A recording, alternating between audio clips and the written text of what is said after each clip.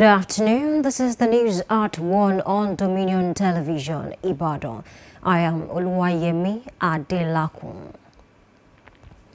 The federal government has begun the implementation of the National Policy on Health Workforce Migration. This was disclosed by the president of the Nigerian Medical Association, Professor Bala Oju, who noted that the federal government has launched a housing scheme for healthcare workers across the country as part of the implementation of the policy.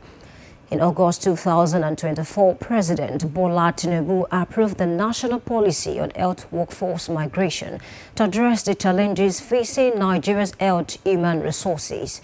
The Coordinating Minister of Health and Social Welfare, Professor Ali Pate, who disclosed the development, noted that the policy was more than just a response to the ongoing exodus of healthcare professionals, but a comprehensive strategy to manage, harness, and reverse health worker migration. The federal government has said that two key sections of the Enugu-Port Harcourt Expressway in Abia will be commissioned before the end of the year. The Minister of Works, Senator Dave Umahi, disclosed this during a meeting with Governor Alex Oti of Abia and Nvosi Isiala Ngwa South local government area after an inspection tour of ongoing federal road projects in the state. He said that the two sections of the expressway, which include the Umuahia to Aba and Port Harcourt to Aba route, represent a major step forward in infrastructure development in the southeast. The chief of the Venstar CDS, General Christopher Musa, has made a damning disclosure alleging that some individuals in Benue State provided shelter, food, and even women to the armed assailant responsible for the recent deadly attack on Yelewata community, which claimed dozens of lives. During a high-level media briefing at the Defense Headquarters in Abuja, General Musa said the attackers were also aided by a local informant who revealed the exact location of the internally displaced persons IDP camp in Yelewata, contributing to the high death toll. He explained that troops had earlier received intelligence on planned attacks across several communities in the state and were deployed accordingly. However, the information proved to be a diversion as the actual assault took place in Yelewata using a swift hit-and-run strategy. The Ogun State Traffic Compliance and Enforcement Agency, TRACE, has said it will train its mid-level officers as part of an effort to enhance traffic management across the 18 traffic corridors in the state. The TRACE Commander General Sini Oguyemi disclosed this during a press briefing held at the agency's headquarters in Abeokuta, the state capital. The training, according to Oguyemi, was part of activities lined up to commemorate the 20th anniversary of the agency. On the foreign scene, Rwanda has arrested prominent opposition leader Victor Ingabire, who has been held at a detention facility in the capital, Kigali, on charges of inciting the public and creating a criminal organization. The Rwanda Investigations Bureau disclosed in a statement that she's been accused of playing a role in creating a criminal organization and engaging in acts that incite public disorder. Ingabire was freed in 2018 after 76 years of a 15-year jail sentence handed to her in 2012 following a conviction on charges related to conspiring to form an armed group and seeking to minimize the 1994 genocide. European foreign ministers have disclosed that it will hold talks with their Iranian counterpart, hoping to reach a diplomatic solution to the war with Israel, and United States President Donald Trump mourns the prospect of U.S. involvement. Israel, claiming Iran was on the verge of developing a nuclear weapon, launched airstrikes against its arch-enemy a week ago, triggering deadly exchanges. The Israeli army said sirens sounded in southern Israel on Friday morning after missiles were launched from Iran. Authorities are savage Hurricane Eric killed at least 2 people as it swept through southern Mexico, causing significant damage to coastal communities before weakening to a low-pressure system on. The U.S. National Hurricane Center's latest advisory said Eric had weakened overnight to a tropical storm located 95 miles from Acapulco port, with sustained winds of 30 miles per hour as it moved across southern Mexico. Coastal communities in Oaxaca, including Lagunas do Chacaua, home to around 2,800 people, were directly hit by the storm, which destroyed thatched roofs and flooded streets. Talking sports, Manchester City have been fined more than £1 million by the Premier League over delayed kickoffs in 9 matches last season. Premier League officials announced that Pep Guardiola's side had breached rules around kickoff and restart times between October and February. The longest delay was 2 minutes and 24 seconds before the resumption of the Manchester derby at Old Trafford in December. The Premier League says City had accepted the breaches and apologized for the incident. You can visit our website on www.dominion.org.ng to watch us live and interact with us. You can also follow us across our social media platforms: Facebook, Instagram, TikTok, YouTube and LinkedIn at Dominion Broadcast and X at Dominion Cast. And that ends the news at 1 on Dominion Television. I am Oluwayemi Adelakun saying thank you for watching and good afternoon.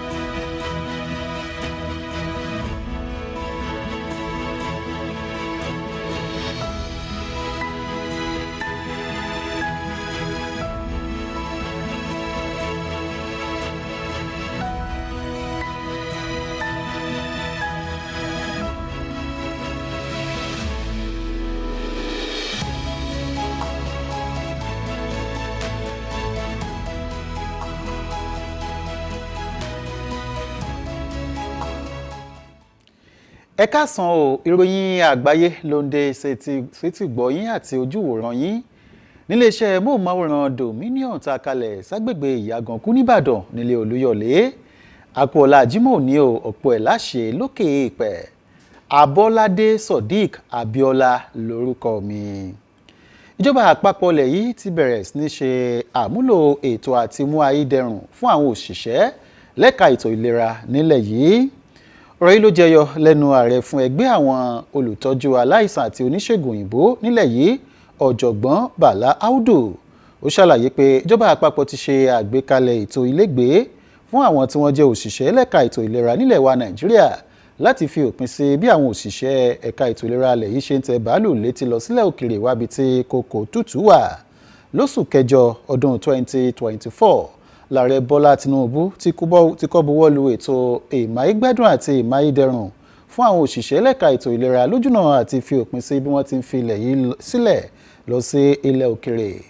Bákan náà alákòóso iléeṣẹ́ tó mójútó ètò ìlera àti ìgbáyégbádùn aráàlú ọ̀jọ̀gbọ́n Ali Pate nínú ọ̀rọ̀ tó sọ ojú di mímọ̀ wípé ìjọba nílò láti gbé ìgbésẹ̀ kọ́mọ́nkóbó láti wá àtúnṣe sí àwọn ibi tó ní ààyè lórí ẹ̀ka ètò ìlera nílẹ̀ yìí pàápàá láti mú ayédẹrùn fún tolórí tẹlẹ̀mú àwọn èèyàn tí wọ́n jẹ́ òṣìṣẹ́ lẹ́ka ètò ìlera lórílẹ̀‐èdè wa Nàìjíríà. Ẹ̀wẹ̀ ìjọba àpapọ̀ ti ṣàlàyé wípé abala àkọ́kọ́ sí abala keje ojú ọ̀nà òpópónà márosẹ̀ Enugu Port Harcourt tó fi dé ìpínlẹ̀ Abia òní yóò parí o kó tó di ìparí ọdún tá a wà yìí. Alákòóso iléeṣẹ́ tó mójútó àkànṣe iṣẹ́ nílẹ̀ yìí Sẹ́nitọ̀ Dave Umahi ló sọ̀rọ̀ náà di mímọ̀ níbi ìpàdé tó ṣe pẹ̀lú gómìnà ìpínlẹ̀ Abia Alex Otti ìyẹn ní agbègbè kan tí wọ́n pè ní Mvosi ní ìjọba ìbílẹ̀ gúúsù Iziala Ngwa ìyẹn ní ìpínlẹ̀ Abia.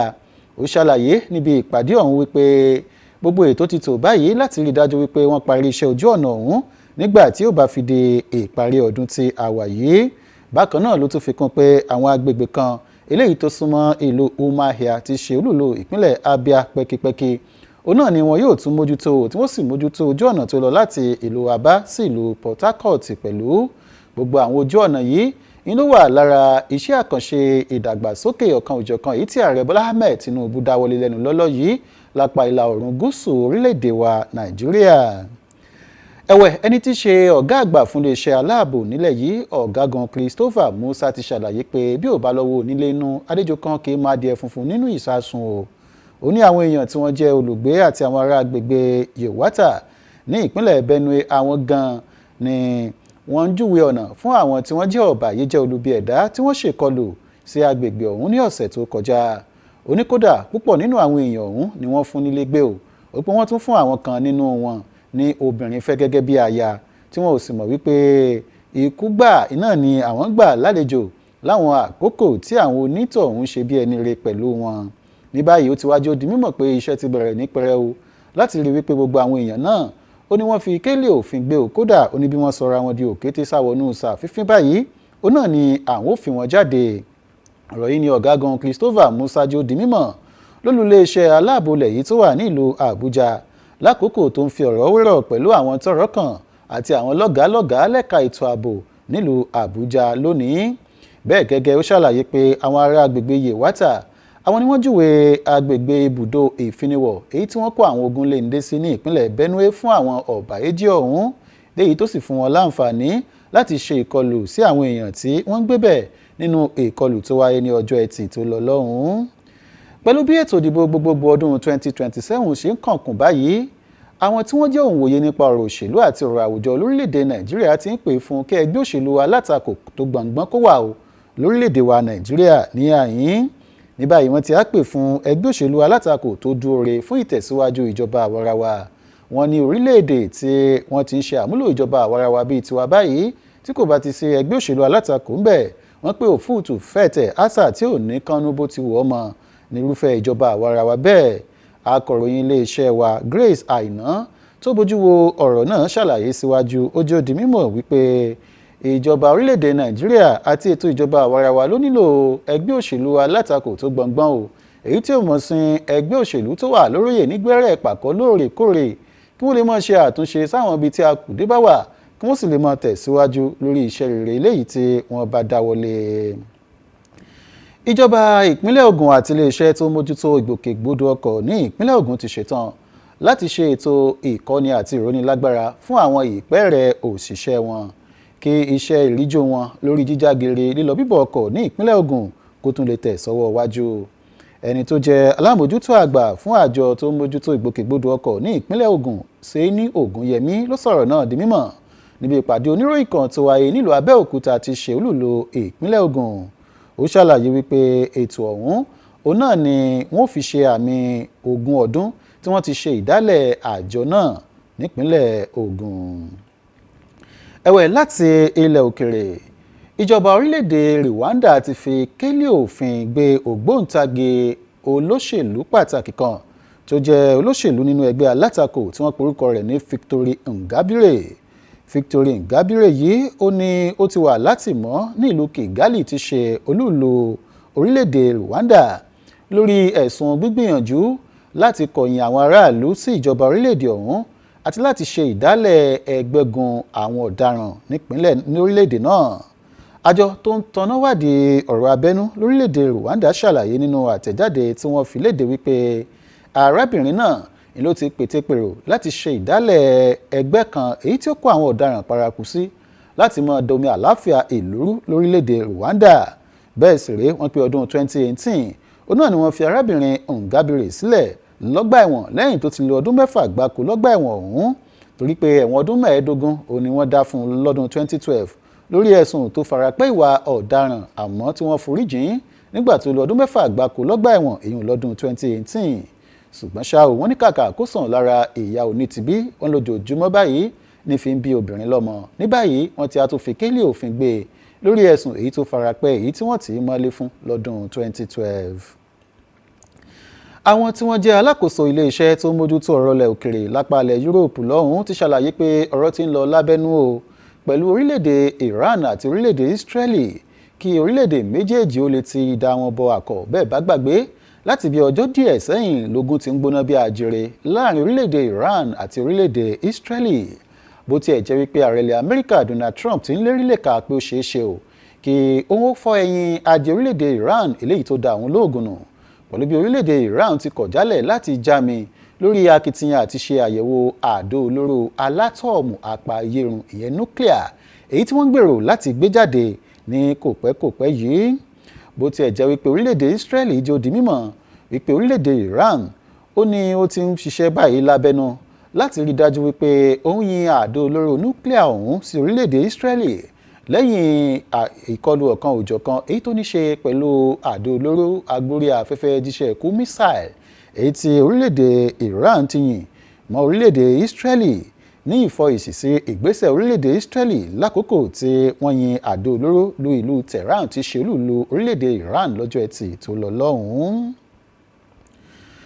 Bákan náà ẹ̀wẹ̀ ìjàmbá àìtọ́wọ́dá kan èyí tó ní ṣe pẹ̀lú òmìmí ilẹ̀ ó wáyé o ní agbègbè kan ní orílẹ̀-èdè Mexico ní apá gúúsù orílẹ̀-èdè ọ̀hún kò dín ní èèyàn 2 tó gbẹ́mìí mì nígbà tí ọ̀pọ̀lọpọ̀ sì farapa yánnayànna ní agbègbè tí ìṣẹ̀lẹ̀ ọ̀hún ti ṣẹlẹ̀. Àjọ tó mójútó ìṣẹ̀lẹ̀ ìjàmbá àìtọ́wọ́dá òmìmí ilẹ̀ ní ilẹ̀ Amẹ́ríkà nínú ọ̀rọ̀ tí wọ́n fi léde wọ́n ṣàlàyé wọ́n pé àfẹ̀mọ́jú tó ń ti òru gànjọ́ iná ni ìjàmbá ọ̀hún wáyé o tó sì mílé dóko kódà wọ́n pé agbègbè tí ìjàmbá náà ti wáyé ní lọ bíi máìlì 15 sí ibùdó ìkẹ́rùsí kan tí wọ́n pè ní Acapulco. Ọ̀pọ̀lọpọ̀ wákàtí ni wọ́n pé ìjì líle tó ń ti òmìmí ilẹ̀ ọ̀hún fi wáyé èyí ní apá gúúsù orílẹ̀-èdè Mexico. Ìjì ọ̀hún wọ́n ní ó jà láti agbègbè gúúsù Mexico títí dé agbègbè kan tí wọ́n pè ní Oaxaca àti agbègbè míì tí wọ́n pè ní Chacua. Ìròyìn fìdí ẹ̀ múlẹ̀ pé kò dín ní àwọn èèyàn tí wọ́n lọ bí 2,800 eléyìí tí wọ́n ti fara kááṣá báyìí láti ara ìjàmbá òmìmí ilẹ̀ ọ̀hún pẹ̀lú bí wọ́n ti di aláìnílé lórí torí pé ọ̀pọ̀lọpọ̀ òrùlé ni wọ́n pé òmìmí ilẹ̀ àti ìjì líle alágbára ọ̀hún ló bàjẹ́ pátápátá. Ìròyìn lẹ́ka eré ìdárayá àjọ tó mójútó bọ́ọ̀lù aláfẹsẹ̀gbá nílẹ̀ Gẹ̀ẹ́sì ti ta ikọ̀ ẹgbẹ́ agbábọ́ọ̀lù Manchester City lójì owó tó tó mílíọ̀nù 1 pọ́ùn. lórí bí wọ́n ṣe fà ń lẹ̀ bí ìgbín, èyí tí ó ní ṣe pẹ̀lú bí wọn kò ti tètè bẹ̀rẹ̀ àwọn ìfẹsẹ̀wọnsẹ̀ kan ní sáà tó tẹnubodò nínú ìdíje líìgì àgbà ọ̀jẹ̀ ti ilẹ̀ Gẹ̀ẹ́sì.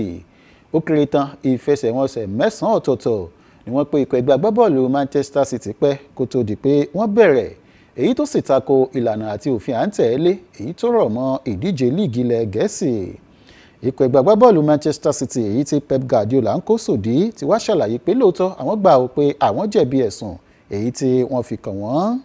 Ìròyìn fi ìdí ẹ̀ múlẹ̀ pé nígbà tí ikọ̀ ẹgbẹ́ agbábọ́ọ̀lù Manchester City ń wàákò pẹ̀lú ikọ̀ ẹgbẹ́ agbábọ́ọ̀lù Manchester United nínú ìdíje orogún adídìgba tìlú Manchester tó wáyé ní sáà tó kọjá ní pápá ìṣeré Etihad, wọ́n ní ìṣẹ́jú bíi 2 àti ìṣẹ́jú akàn 4 2 minutes 4 seconds ní ikọ̀ ẹgbẹ́ agbábọ́ọ̀lù Manchester City fi pẹ́ kó tó di pé ìfẹsẹ̀wọnsẹ̀ ọ̀hún bẹ̀rẹ̀ ní pẹrẹu.